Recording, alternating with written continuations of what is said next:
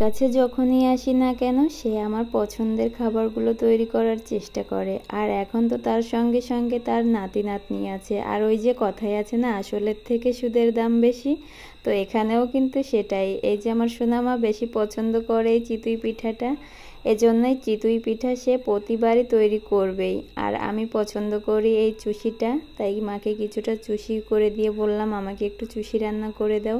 আমরা কিন্তু গ্রামের ভাষায় এটাকে জোড়ে বলে থাকি। আপনারা কি কেউ এই নামে চেনেন? অবশ্যই কমেন্টে জানাবেন।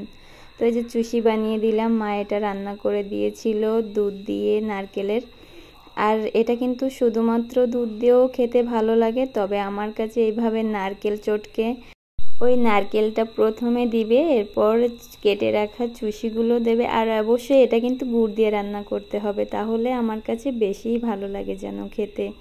এরপর ওই যে নারকেলের যে দুধটা রেখেছিল সেটা কিন্তু নামানোর আগে দেয়। তো এটা যে খেতে এতটা ভালো লাগে আমার কাছে, তাই এভাবেই তৈরি করতে বললাম। আর এই যে কুলি পিঠা, এটা তো আমার সোনামায়ের অনেক পছন্দের।